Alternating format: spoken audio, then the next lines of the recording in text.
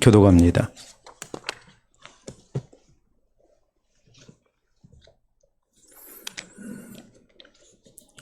마태복음 4장 1절에서 11절 말씀 교독하겠습니다. 그때 예수께서 성령에게 이끌려 마귀에게 시험을 받으러 광야로 가사 시험하는 자가 예수께 나와서 이르되 네가 만일 하나님의 아들이여든 명하여 이 돌들로 떡덩이가 되게 하라.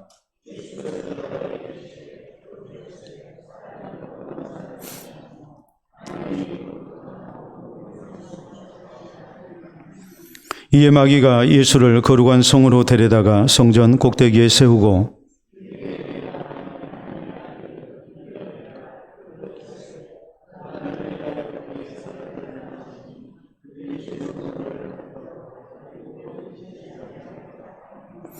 예수께서 이르시되 또 기록되었으되 주 너희 하나님을 시험하지 말라 하였느니라 하시니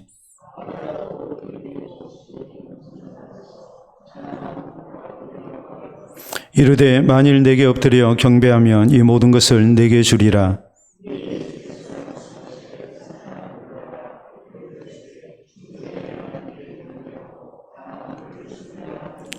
이에 마귀는 예수를 떠나고 천사들이 나와서 송드니라.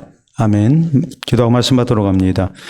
하나님 아버지 감사합니다. 오늘 한 날도 우리가 세상 가운데 살면서 하나님을 향한 믿음으로 살기를 힘쓸 수 있게 하시고 신앙적 가치관과 선택 속에 우리가 주의 백성으로 살기를 힘쓸 수 있도록 은혜 주신 것을 진심으로 감사합니다. 하오나 우리의 연약함과 부족함이 많았음을 고백합니다. 이 시간 하나님의 말씀에 권면을 통하여 우리가 더욱더 우리의 신앙을 굳게 하며 주님 앞에 바로 서기를 원합니다. 이 세대를 본받는 대신에 오직 우리의 마음을 새롭게 함으로 변화를 받아 하나님의 선하시고 기뻐하시고 온전하신 뜻이 무엇인지 분별하고 또 그 말씀을 따라 우리가 순종하며 살게 인도해 주시옵소서. 오늘도 말씀이 우리를 다스리는 거룩한 은혜가 있게 하시고 또 삶의 현장에서 우리가 하나님의 말씀에 복종하기를 힘쓰는 아름다운 순종 있게 하여 주시옵소서. 예수님 이름으로 기도하옵나이다. 아멘. 오늘 마태복음 강의 10번째 시간입니다. 특별히 우리 예수님께서 시험당하신 일에 대해서 말씀을 살필 때에 이제 4번째 마지막 시간이 되겠습니다. 작년에 우리 고등학교 3학년들 또 이제 재수하는 학생들 이제 국가고사가 있죠. 이제 수능고사입니다. 수능고사를 봤던 학생들이 대략적으로 한 36만 명 정도 됩니다. 그 가운데 이제 4분의 1 정도는 이제 재수생들이거든요. 그러면 이제 우리가 그런 생각을 할 수 있어요. 그것은 다름이 아니라 이 많은 학생들의 성적을 내야 되는데 1등부터 이제 마지막 등수까지 그 실력 차이를 어떻게 분별할 수 있겠는가. 이것은 이제 굉장히 중요한 문제죠. 공부를 많이 한 사람, 준비를 잘한 사람은 좋은 점수가 나와야 되겠고 또 그래야지 아니한 사람은 또 이제 좋지 않은 점수가 나와야 그게 이제 공정한 것이죠. 시험 출제위원이 시험 문제를 낼 때에 공부를 많이 한 사람이나 적게 한 사람이나 별반 차이 없이 모두가 쉽게 답할 수 있는 문제를 낸다 할지 또 아무리 공부를 많이 해도 틀릴 수밖에 없는 문제를 낸다면 이것은 불공정합니다. 그렇기 때문에 이제 시험 출제위원에게 제일 중요한 것 그리고 또 수능고사에 있어서 가장 중요하게 생각하는 게 뭐냐면 이제 변별력이라는 문제입니다. 어떻게 하면 실력 있는 학생, 준비한 학생과 그렇지 못한 학생의 차이를 이렇게 분별할 수 있겠는가. 그래서 이제 시험 문제의 난이도라는 것에 대해서 이제 늘 고민을 하게 되죠. 그래야만이 공부한 사람과 그렇지 못한 사람의 이제 차이가 드러나게 돼 있는 거거든요. 시험의 문제라는 것이 모두가 같이 풀 수 있는 문제랄지 또 모두가 풀 수 없는 문제랄지 이런 문제는 이제 적합하지가 않습니다. 시험 문제에 있어서 난이도라는 것이 분명히 존재하게 돼 있고 그 난이도를 통해서 이제 실력이 있는 것과 없는 것 또 준비한 사람과 준비하지 못한 사람 이 모든 것이 이제 변별이 이렇게 되는 겁니다. 우리는 지난 시간에 예수님께서 이제 당하신 두 번째 시험에 대해서 말씀을 살폈습니다. 마귀는 예수님을 성전 꼭대기로 데리고 와서 네가 만약 하나님의 아들이거든 여기서 뛰어내리라 라고 이렇게 이제 요구를 했습니다. 이것은 세상 명예에 대한 시험이었죠. 예수님께서 성전 꼭대기에서 뛰어내리게 되면 사람들의 인정을 받게 되고 또 영광을 얻게 됩니다. 그러면 예수님은 십자가를 지시는 일이 참 곤란하게 됩니다. 더구나 성경을 왜곡해서 하나님께서 천사들을 시켜서 그 발이 돌에 부딪히지 않게 해주신다 하지 않았느냐 이러면서 마귀는 예수님께 아주 도전적인 그런 이제 시험을 냈습니다. 여기에 대해서 예수님의 대답은 이거였습니다. 성경에 기록되었으되 또 기록되었으되 주 너희 하나님을 오직 하나님께만 경배하고 주 너희 하나님을 시험하지 말라 하셨느니라 하고서 우리 예수님께서는 그것을 이렇게 이제 거절하십니다. 하나님 시험하지 말아 했다. 하나님 제가 좀 전에 실수했는데 하나님을 시험하지 말아 했다. 주 너희 하나님을 시험치 말라 했다 하면서 예수님은 그 마귀의 시험을 이렇게 거절하셨습니다. 그래서 우리는 예수님께서 당하신 두 번째 시험을 통해서 우리는 하나님은 시험의 대상이 아니라는 것, 우리가 하나님의 약속을 굳게 믿고 하나님을 향한 신앙 속에서 살아야 된다는 것, 또 한편으로 우리가 세속적인 이익과 영광을 얻기 위해서 하나님을 이렇게 시험하는 그런 일이 있어서는 안 된다는 것, 더 나아가서 성경을 왜곡해서 우리를 시험하는 일이지 않도록 또 이런 일이 있을 때에 우리가 그것을 물리치기 위해서는 성경을 바로 알고 우리가 성경을 바로 적용하는 가운데 우리가 이런 시험을 이겨내야 한다는 것, 그래야만 우리가 바른 신앙을 가질 수 있다는 그런 내용의 말씀을 우리가 이제 교훈으로 이렇게 얻을 수 있었습니다. 오늘 성경 말씀은 이제 세 번째 시험에 대한 문제예요. 8절에서 10절 사이 문제인데 이 세 번째 시험은 예수님을 이번에 높은 산으로 데려가서 천하만국과 그 영광을 이렇게 한꺼번에 보여줍니다. 그러면서 마귀가 요구합니다. 내게 엎드려 경배하면 내가 이 모든 것을 내게 주겠다 그랬단 말이에요. 이번 시험은 아예 하나님을 배신하게 만드는 거예요. 아주 무서운 시험이에요. 첫 번째와 두 번째 시험에 마귀는 실패했습니다. 더구나 이번 세 번째 시험은 마지막 시험이거든요. 그런데 이 세 번째 시험은 그럴듯한 이제 유혹이 있었어요. 그 뭐냐면 내게 절 한 번만 해라 했어요. 절 한 번만 하면 내가 천하만국과 그 영광을 내게 주겠다라고 이렇게 이제 시험을 던진 거죠. 그러면 우리가 생각할 때 이것은 상당히 쉬운 문제라고 우리가 생각을 합니다. 근데 쉬운 문제가 아니에요. 우리가 아주 쉽게 한 번만 하나님을 배신하고 내가 세상에 많은 것을 얻을 수 있다면 그것은 굉장히 우리에게 큰 시험이 되고 유혹이 되는 겁니다. 그렇기 때문에 예수님께서 이런 시험에 대해서 어떻게 대처하셨는가? 더구나 이것은 근본적으로 하나님을 떠나게 하는 시험이죠. 하나님과의 관계를 부정하게 하는 그런 아주 무서운 시험이죠. 절 한 번만 하면 천하만국을 얻을 수 있다는데 얼마나 매력적이고 또 그럴듯합니까? 그런 만큼 이것은 물리치기 어려운 시험이었단 말이에요. 그러니까 굉장히 쉬운 문제 같지만 실제적으로는 가장 물리치기 어려운 시험이었다는 것을 우리가 알 수 있어야 해요. 그렇기 때문에 예수님께서 이 시험을 어떻게 이기셨는가? 사실 살아계신 하나님을 향한 이 진실된 신앙의 변별을 할 수 있는 그런 이제 시험이었거든요. 우리 예수님은 이때 뭐라고 말씀하셨느냐? 주 너희 하나님께만 경배하고 하나님께 경배하고 주 너희 하나님을 시험하지 말라 하셨느니라. 다만 그를 이렇게 섬기라 했다. 이렇게 예수님께서 이제 이런 내용의 말씀을 하시죠. 자, 오늘 우리에게도 이런 시험이 있을 수가 있습니다. 내 신앙 한번 팔아서 내가 세상에 많은 것을 얻을 수 있다면 우리가 우리의 양심, 신앙 양심을 팔고 우리가 절 한번 할 수 있겠다는 그런 유혹이 충분하지 않겠습니까?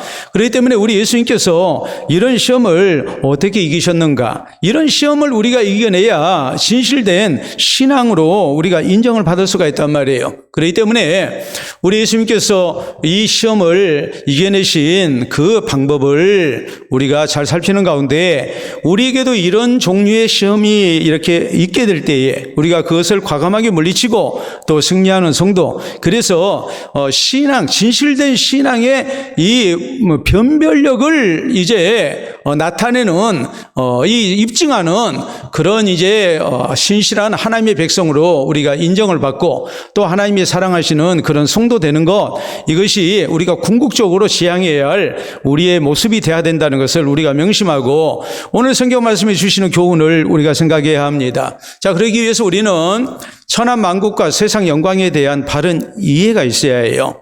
자, 여기 8절에 보면 이렇게 말씀은 시작되죠. 마귀가 또 그를 데리고 지극히 높은 산으로 가서 천하만국과 그 영광을 보여 그랬어요.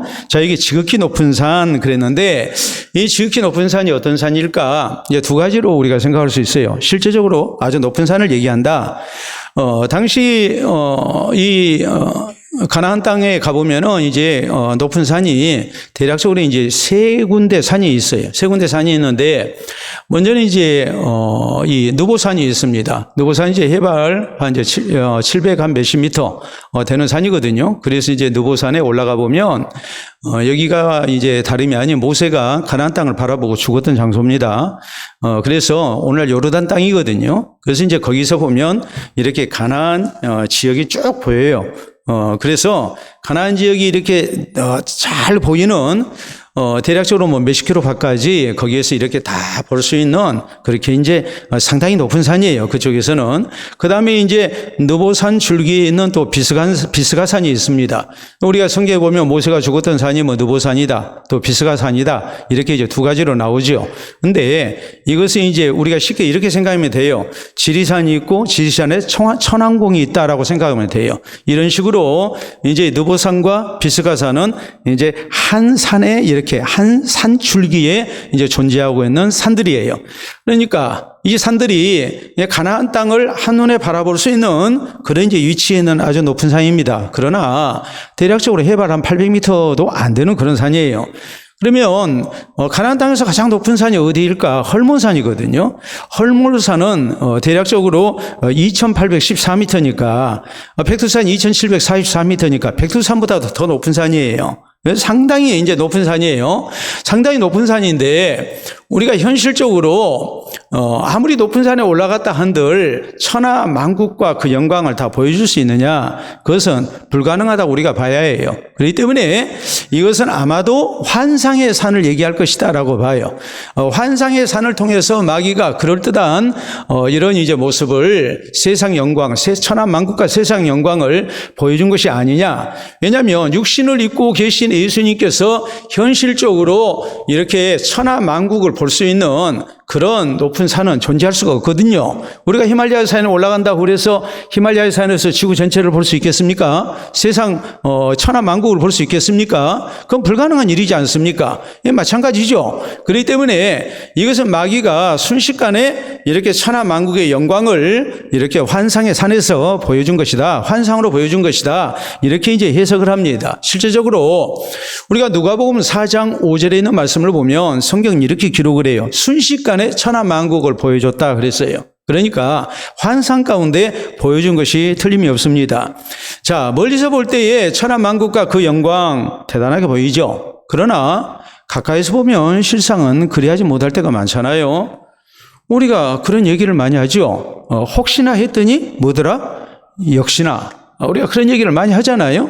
멀리서 볼 때는 참 좋아 보였는데 가까이 가서 보니까 별거 아니더라.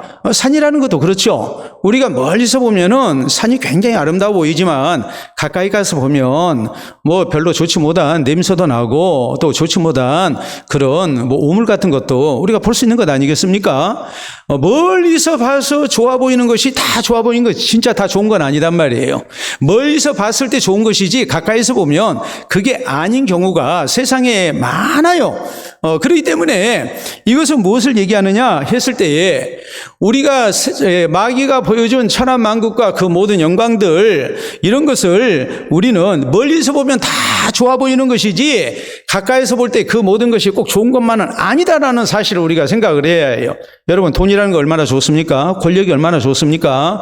또 우리가 세상 즐거움, 부귀 이런 게 다 좋은 거죠. 그러나 여러분 생각해 보세요. 영화나 드라마 같은 데서 뭐 재벌 집안의 어떤 암투 또 정치인들의 어떤 그런 이제 피비린내 나는 그런 쟁투 이런 것을 우리가 보면은 아이고 정치인들도 저렇게 살아남으려고 저런 짓을 하는구나.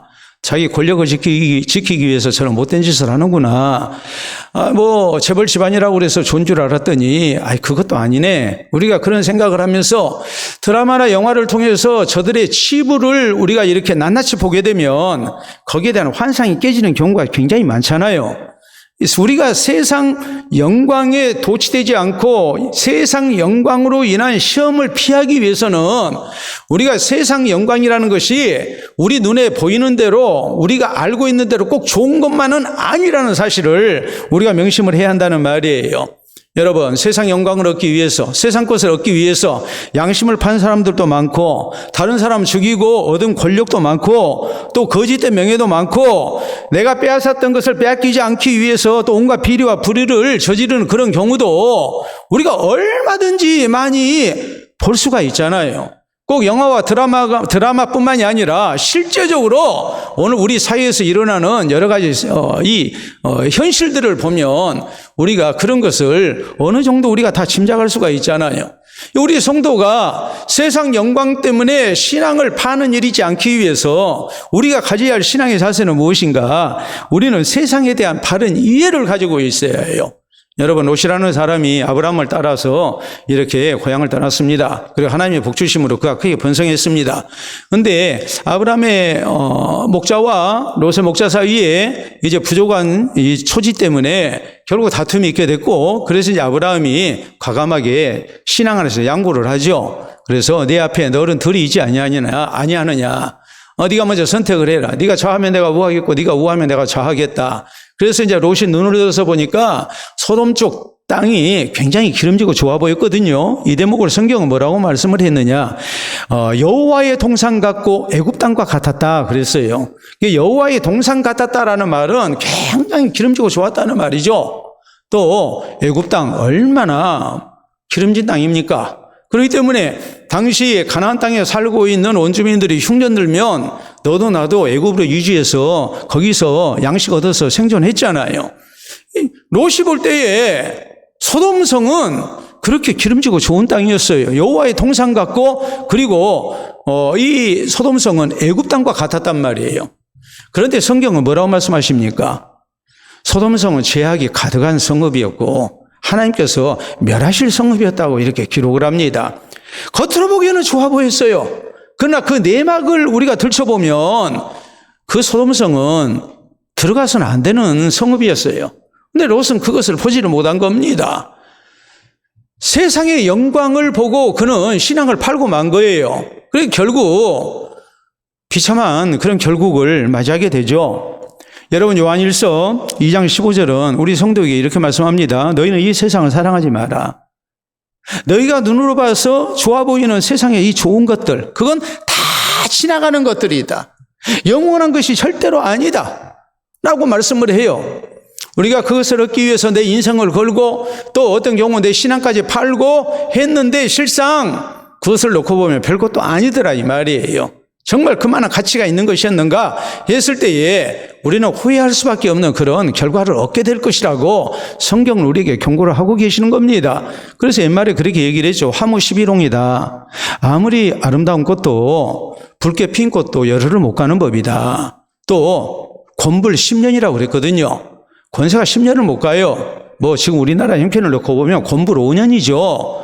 대통령 5년 단임제이기 때문에 5년 지나고 나면 수풍 낙엽처럼 떨어질 사람들이 얼마나 많습니까? 세상의 영광, 세상의 권력이라는 것이 육신의 눈으로 볼 때는 좋아 보이지만, 그러나 한 번만 더 그 진실에 우리가 접근을 한다면 그건 절대 좋은 것이라고 우리가 그렇게 규정지을 수 없는 거다 이 말이에요. 그렇기 때문에 신실한 믿음의 사람들은 히브리서 11장에 보면 이 땅에 살면서 외국인처럼 나그네처럼 살았다고, 그리고 더 나은 본향인 천국을 지향하며 살았다고 성경은 말씀하시고, 또 빌보서 3장 20절에 보면 우리 성도에게 우리의 시민권은 하늘에 있음을 선포하면서 우리가 이 땅에 살지만 하나님 나라의 백성으로 바른 가치관을 가지고 살아야 함을 우리에게 강조하고 있는 겁니다. 자, 우리나라에 옛날부터 전해지는 이제 설화입니다. 또 이것은 이소우화에도 나오는 얘기입니다. 우리가 잘 아는 내용이에요. 자, 시골지가 서울지를 이렇게 초대를 했습니다. 서울지가 시골지한테 와봤어요. 왔더니 먹을 것도 변변치 않고 그냥 이래 가지고 어떻게 밥이나 먹고 살겠냐 싶을 정도로 가난해요. 그러니까 서울지가 이제 상당히 실망을 하면서 상대적으로 자기가 우쭐해지죠. 그래서 시골지한테 야, 우리 집 한번 가보자. 내가 실컷 먹여줄게. 해가지고 이제 시골지를 데리고 이제 서울 집으로 왔습니다. 와서 부엌이랑 이런 데 보니까 먹을 것이 그냥 많이 쌓여있거든요. 생전에 보지도 못했던 거, 들어보지도 못했던 음식이 있고 또 맛있는 음식이 코를 찌릅니다. 그래서 먹으려는데 갑자기 양 소리가 납니다. 그러니까 그냥 깜짝 놀래가지고 그냥 본능적으로 그냥 숨죠. 식사를 제대로 하지를 못합니다. 이제 고양이 소리가 이제 없어지고 나니까 이제 좀 먹여야 되겠다 하고서 또 음식 가까이 접근하는데 갑자기 사람 발자국 소리가 납니다. 문 여는 소리가 들립니다. 또 깜짝 놀라서 숨죠. 그래가지고 제대로 식사를 할 수가 없는 거예요. 언제 고양이가 나타나서 혹은 언제 사람이 나타나가지고 잘못하면 죽게 될지. 그러니까 시골지가 서울지한테 얘기합니다. 나 마음 편하게 먹고 살 수 있는 내 집으로 갈란다. 이 이야기를 통해서 우리에게 강조하는 것은 뭐겠습니까?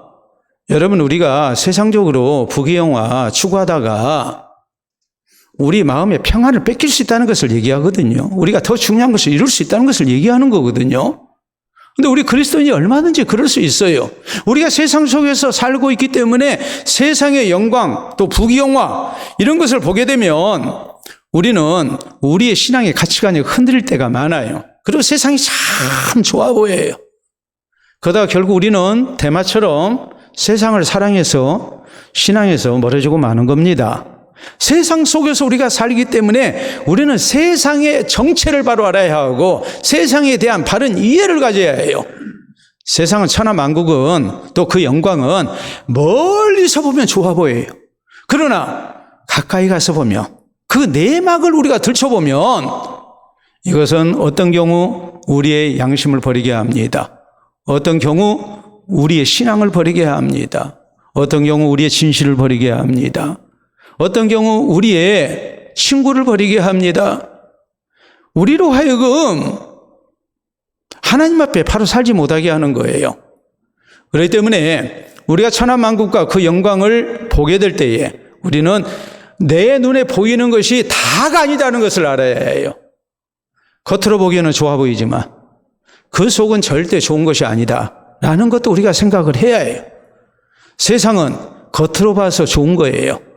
그 속 내막을 우리가 들춰보면 그 내막 진실을 우리가 알고 보면 세상의 것을 얻기 위해서 우리가 얼마나 소중한 것들을 버려야 하는지 우리가 그것을 잊어서는 안 돼요.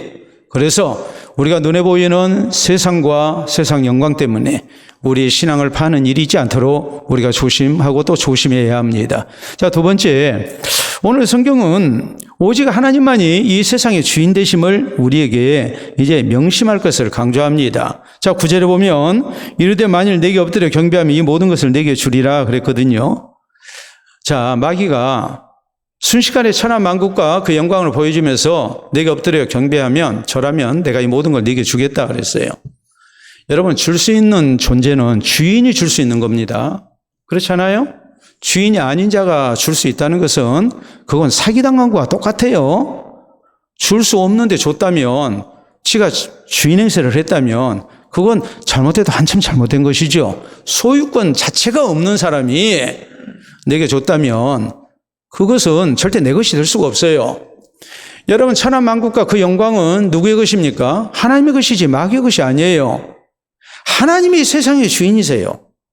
근데 우리는 자꾸 마귀가 줄 수 있다고 착각을 해버리는 거예요. 하나님이 허락하셔야 우리가 얻을 수 있는 것이지 하나님이 주시지 않으면 절대 얻을 수 없어요. 우리는 그 신앙을 가지고 살아야 해요. 온 세상의 주인은 하나님이시고 하나님이 세상을 다스리고 계심을 우리는 잊지 말아야 합니다. 여러분, 마귀는 분명히 굉장한 능력을 가졌습니다. 그러나 마귀는 세상의 절대 주권을 가지고 계신 하나님의 허락하에서 그 범위 안에서 활동하는 존재지 세상의 주인은 절대 아니에요. 그러니까 우리는 뭐 해야 합니까? 마귀의 이런 것에 우리가 속지 말아야 해요. 하나님이 홀로 세상을 다스리고 계심을 굳게 믿고 우리는 온 세상의 주인 되시는 하나님을 의지하고 또 하나님의 복주심을 사모하며 사는 성도가 되어야 됩니다. 그래야 우리가 시험 들지 아니에요. 하나님을 바로 섬기고 하나님을 의지하고 하나님 앞에 하나님의 은총을 구하고 하나님의 허락 가운데 살기를 힘써야지. 하나님이 허락하지 아니하셨는데 우리가 다른 방법으로 얻을 수 있다고 생각한다면 그건 벌써 불신앙의 길로 들어서고 있는 것과 똑같은 거예요. 성경은 말씀합니다. 잠언 16장 9절에 있는 말씀을 보니까 사람이 마음으로 자기 길을 계획한다 할지라도 그 걸음을 인도하신 이는 하나님이시라고 여호와 하나님이라고 이렇게 강조합니다. 우리 예수님께서는 공중 나는 새 한 마리도 하나님의 허락이 아니면 떨어지지 아니한다 그랬어요. 하나님이 우리의 생명의 주인 되신다는 말이에요. 세상 모든 일을 하나님이 주장하고 계신다는 말이에요. 역대상 10장 13절 14절에 있는 유명한 말씀이 있죠. 여러분, 사울이 죽은 것은 여호와께 범죄했기 때문이라. 그가 여호와의 말씀을 지키지 아니하고 또 신접한 자에게 가르치기를 청하고 여호와께 묻지 아니하였으므로 여호와께서 그를 죽이시고 그의 나라를 이새의 아들 다윗에게 넘기셨더라. 이렇게 말씀을 해서 사울이 이스라엘의 초대 왕이지만 나라님이 아니었어요. 우리 하나님이 이스라엘의 주인이셨어요. 하나님이 주장하고 계시는 거예요. 한 개인의 생사복뿐만이 아니라 한 민족과 한 나라의 흥망성쇠까지 하나님이 홀로 주장하고 계신단 말이에요. 이스라엘이 자꾸 잘못될 때가 언제였습니까? 하나님 대신 우상을 숭배할 때죠. 하나님을 의지하는 대신에 강대국을 의지합니다. 이것이 이스라엘이 하나님에게서 떠나는 아주 결정적인 잘못이 되거든요. 여러분, 세상 영광은 다 하나님이 주장하세요. 하나님이 허락하시 얻는 거예요. 오늘 우리가 미국을 얘기할 때 세계 최강대국, 그래서 미국이라는 나라를 얘기할 때에 헌병국가 혹은 경찰국가라는 말을 씁니다.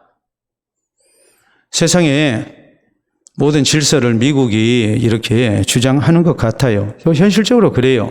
그래서 자신들에게 협력 안 하면 얼마든지 제재가 가능하고 또 보복이 가능한 그런 엄청난 초강대국입니다. 한 민족과 국가의 운명을 결정짓죠.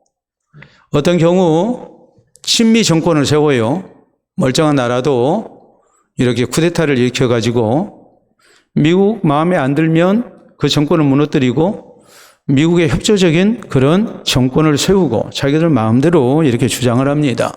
우리가 잘못 생각하면 미국이 온 세상의 주인이다라는 착각을 할 수 있어요. 우리가 분명히 미국과 가까이 지내야 해요. 친미해야 해요. 현실적으로 우리가 그렇게 해야 해요. 그러나 숭미가 돼서는 안 돼요. 미국을 숭배해서는 안 돼요. 미국 위에 하나님이 계심을 우리는 잊지 말아야 한다는 말이에요. 미국이 온 세상의 질서를 좌지우지하는 것 같지만 미국 위에 하나님이 계시고 하나님이 세상 질서를 주장하시는 것이지 미국도 하나님이 이 시대에 하나님의 도구로 사용하시는 것이지 절대 미국이 세상의 주인은 아닙니다. 제가 이런 말씀을 드리는 이유는 우리가 자꾸 눈에 보이는 것으로 세상의 모든 질서를 판단하는 위험이 있기 때문에 그러는 거예요. 눈에 안 보이는, 보이지 않는 하나님의 손이 세상을 다스리고 계심을 우리는 잊어서는 안 돼요. 여러분, 세상의 주인은 오직 우리 하나님이십니다. 마귀도 아니고 세상 누구도 아니에요. 세상을 다스리고 계시는 분은 오직 하나님이세요. 그렇기 때문에 우리는 세상 것을 얻기 위해서 하나님을 향한 신앙을 버려서는 안 됩니다. 오직 하나님 의지하고 살아야 되고 또 우리의 모든 필요를 하나님께서 아시고 채우심을 우리는 믿고 하나님을 바로 잘 섬기는 가운데 하나님의 은혜 주심으로 사는 주의 백성들이 되어야 돼요. 내가 눈에 보이는 것, 내가 갖고자 한 것, 그 모든 것의 주인은 마귀가 아니에요. 세상 그 어느 누구도 아니에요. 세상의 주인은 하나님이시고 하나님이 세상을 다스리고 계세요. 하나님이 허락하셔야 우리가 얻는 거예요. 그러니까 우리는 마귀에게 경배하는 사람이 아니라 하나님께 경배하고 하나님 의지하고 하나님께 구해서 하나님이 주시는 은혜로 살고자 하는 성도가 돼야 됩니다. 그래야 우리가 천하만국과 그 영광을 인해서 시험 들지 않는 성도가 될 수 있고 어떤 경우에도 우리가 신앙을 지켜나가는 주의 백성이 될 수 있음을 잊지 마시기를 바랍니다. 자, 세 번째, 오늘 성경 말씀은 우리가 그 어떤 경우에도 오직 하나님만 섬겨야 한다는 것을 강조해요. 자, 10절 봐보세요. 이에 예수께서 말씀하시되 사탄아 물러가라. 기록되었으되 주 너희 하나님께 경배하고 다만 그를 섬기라 하였느니라 그랬어요. 여기 사탄아 그랬는데 우리가 이 마태복음 4장에서 이제 이 사탄에 대해서 거기 3절에 시험하는 자라고 그랬거든요. 근데 이제 예수님께서 사탄이라고 이렇게 부릅니다. 사탄이라는 말의 뜻은, 원문의 뜻은 어떤 의미냐면은 대적자라는 말이에요. 그러니까 이 대적자라는 말은 하나님을 대적하고 그리고 하나님의 백성을 대적하는 존재라는 뜻이거든요. 우리 예수님께서 야, 이 대적자야 하면서 그냥 단호하게 물리치시는 거예요. 그리고 하신 말씀이 기록되었으되 주 너희 하나님께 경배하고 다만 그를 섬기라 하였느니라 그랬어요. 이게 이제 신명기 6장 13절을 인용하는 말씀이에요. 자, 신명기 6장 13절에 어떤 말씀이 주어졌는가? 이 말씀은 이스라엘 백성들이 이제 앞으로 가나안 땅 들어가게 될 텐데 지도자 모세가 자기 죽을 때가 이제 다가온 것을 알고 이스라엘 백성들에게 유언과도 같은 이제 교훈을 남기죠. 그래서 이제 신명기예요. 거듭 신자에 명할 명자예요. 하나님이 약속하신 가나안 땅 들어가 가지고 어떻게 하나님을 섬겨야 할 것인가? 여기에 대해서 이렇게 말씀을 합니다.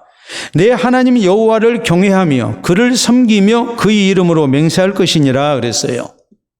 그래서 두 가지를 강조를 해요. 첫째는 우상 숭배하지 마라. 왜 우상 숭배해서는 안 되느냐?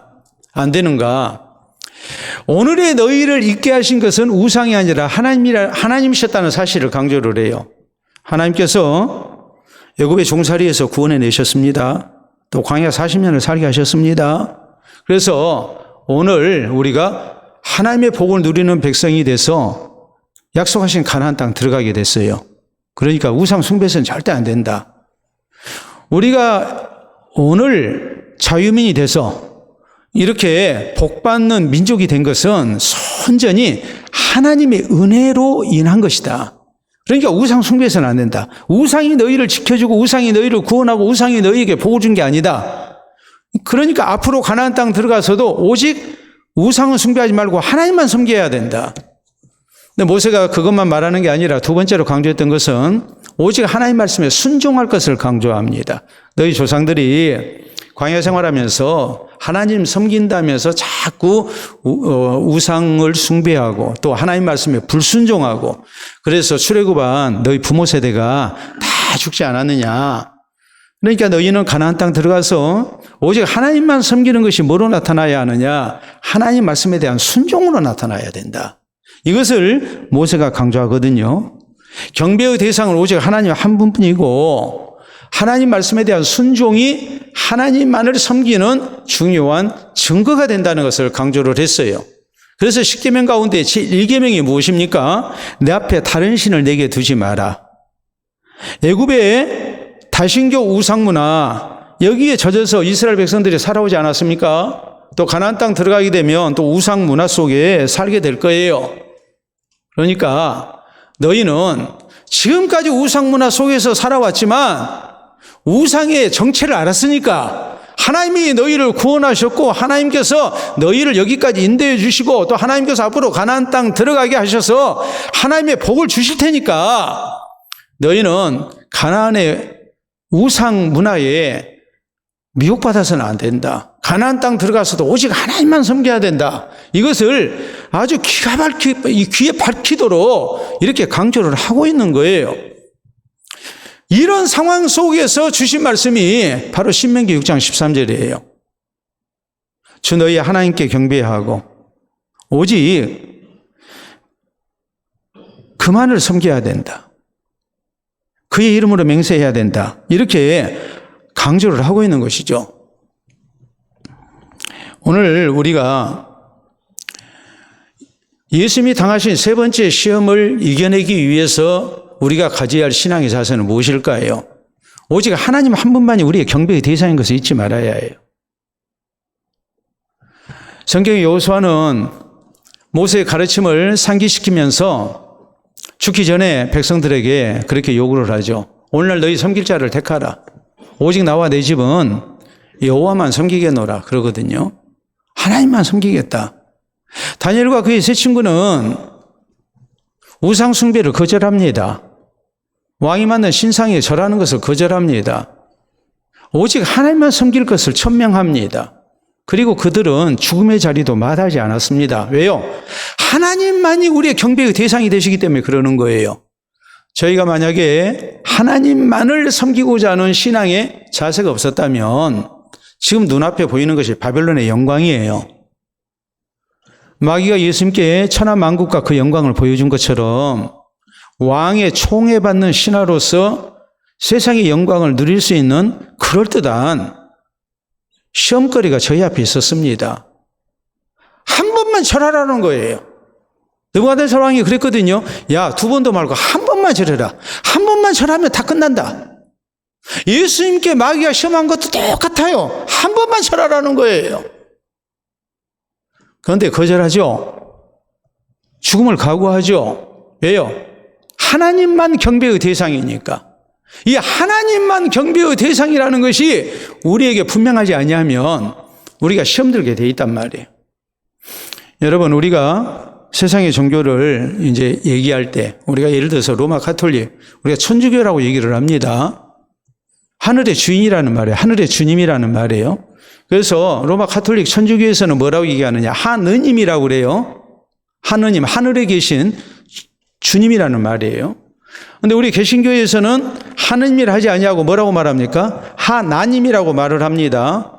여러분, 그 사람이 바른 신앙을 갖고 있는지 아닌지 가장 기초적인 것 우리가 구분할 때 어떤 용어를 우리가 쓸 수 있습니까? 무엇으로 우리가 구분이 가능합니까? 하느님이라고 하는지 하나님이라고 하는지 보면 좀 알죠? 교회를 몇 년을 다녔는데 입에서 하느님이라는 말을 서슴지 않고 하면은 아, 저 사람 신앙은 바로 되지를 못했구나. 아직도 미숙하구나. 우리가 이렇게 생각해도 절대 틀리지 않습니다. 또 주일이라고 말을 하느냐 일요일이라고 말을 하느냐 그걸 보면 또 우리가 대충 구분을 하죠. 아, 교회 직분자가 일요일날 내가 뭐 했다고 그러면 일요일날 교회 가야죠. 그러면 아, 일요일이 아니고 주일이잖아. 우리가 그렇게 얘기를 하잖아요. 일요일이라는 용어와 주일이라는 용어는 그 의미가 하늘과 땅 차이거든요. 그러니까 하느님과 하나님은 큰 차이가 있어요. 왜 우리는 하나님이라고 그럽니까?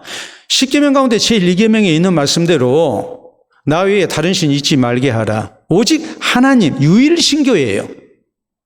하나님만이 신이에요. 하나님만이 우리의 섬김의 대상이에요. 경배의 대상이에요. 우리가 힌두교를 얘기할 때 힌두교는 다신교라고 얘기를 합니다. 힌두교에는 굉장히 많은 신이 있습니다. 그런데 이슬람교는 어떤 신이냐? 일신교라고 얘기를 해요. 오직 알라신만 인정을 해요. 일신교.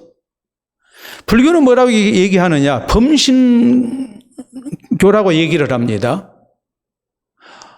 모든 것이 다 부처예요. 그래서 범신론을 주장을 하죠. 그런데 우리 기독교는 오직 하나님만이 우리의 경배의 대상이에요.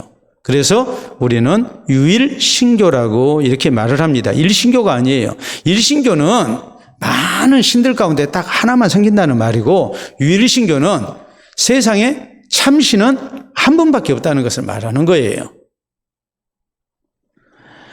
그래야만이 우리가 오직 하나님만 섬길 수 있고 예수 그리스도만을 구주로 믿는 신앙생활을 하는 거예요. 여러분, 마귀의 시험이 그렇지 않습니까? 절 한 번만 해라. 그러면 내가 천하만국과 그 영광을 다 주겠다. 우리 삶의 현장에서 이런 유혹을 우리가 얼마나 많이 받습니까? 학생이 시험을 치른다면 딱 한 번만 내 양심 팔고 커닝을 합니다.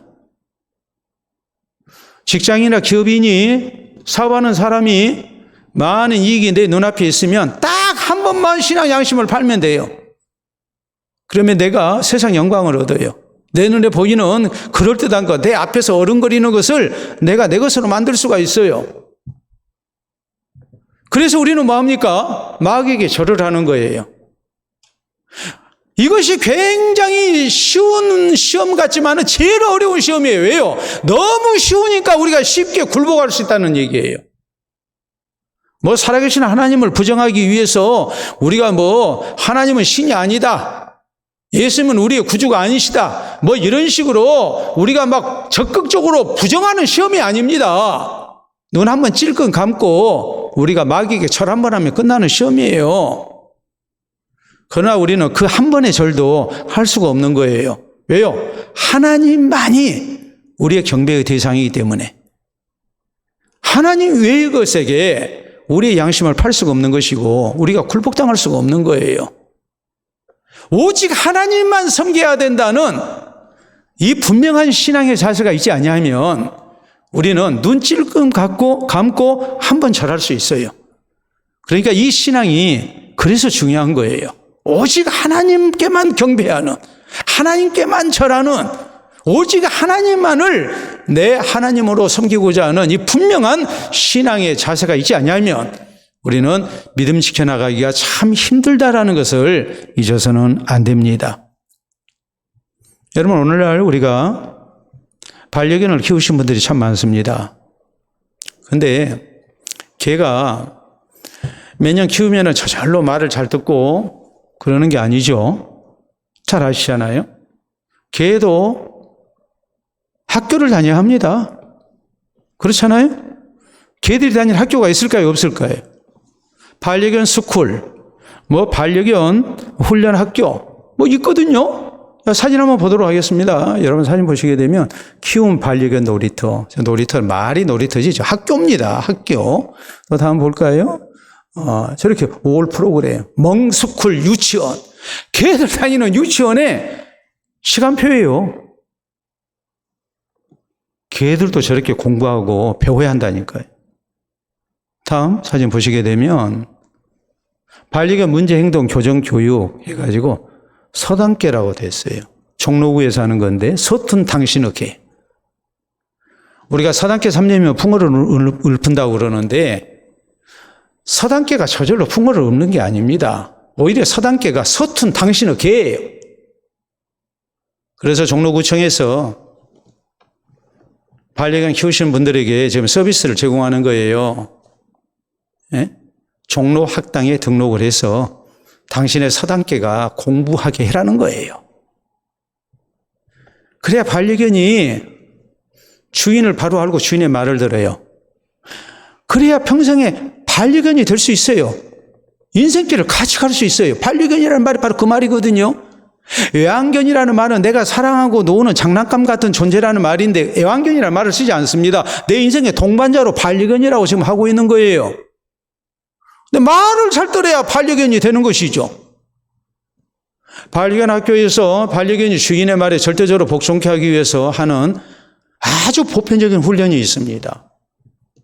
개를 굶겨놓고 개가 먹음직스럽게 여기는 맛있는 것을 땅에 딱 던져놓습니다. 그러면 개가 얼려서 먹으려고 그러거든요. 그러면은 선생님이 주인이 안 돼! 안 돼! 그러면 개가 멈칫해요. 그래도 입으로 물죠. 그러면은 기어이 강제로도 뺏어버려요. 그리고 혼내요. 그리고 다시 또 던져요. 또 먹으려고 합니다. 배고프니까 본능적으로 이게 지금 반사작용에 의해서 움직이는 거죠. 또 안 돼!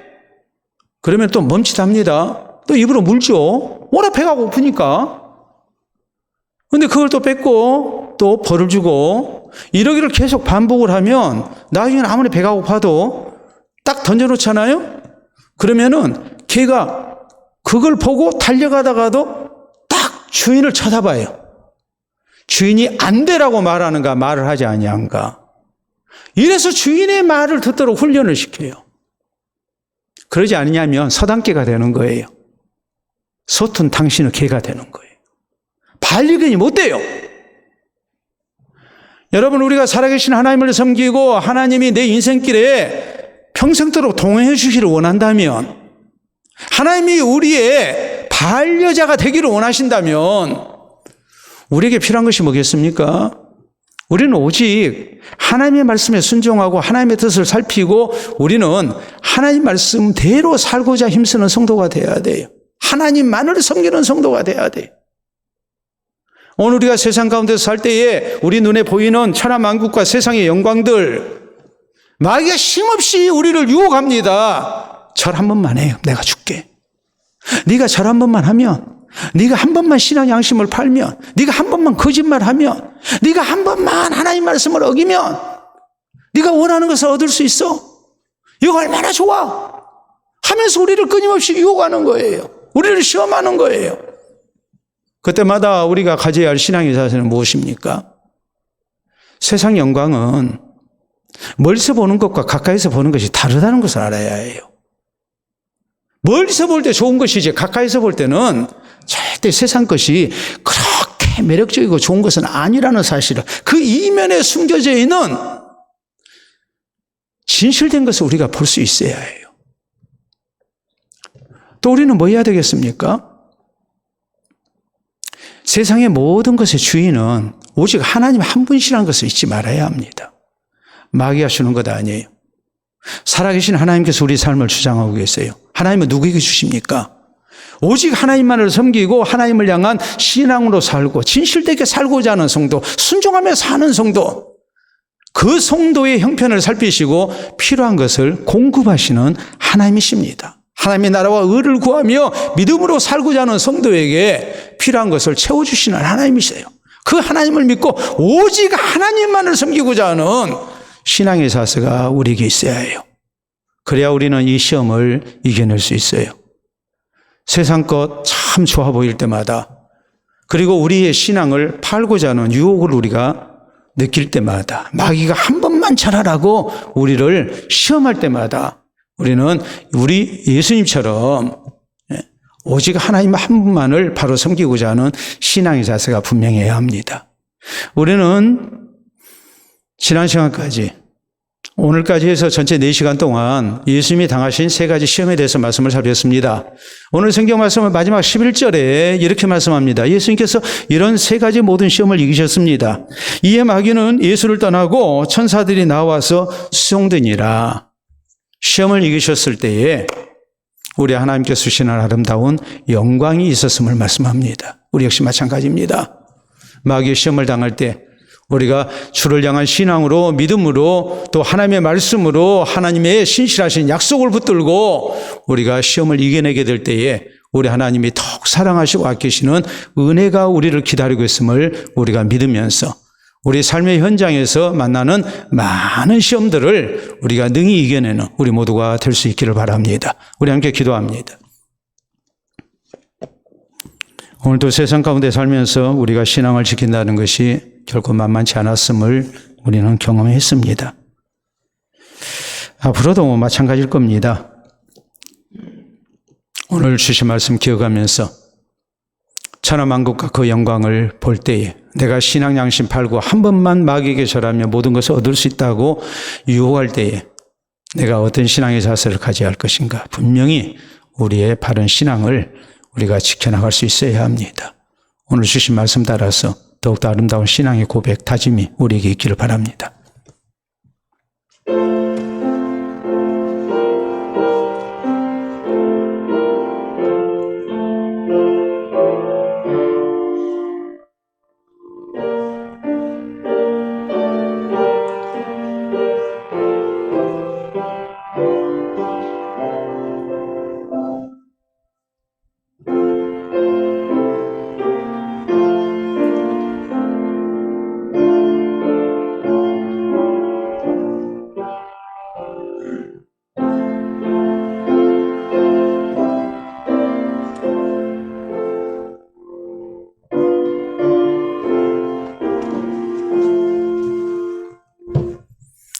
온 세상을 창조하시고 홀로 다스리고 계시는 아버지, 은혜를 진심으로 감사합니다.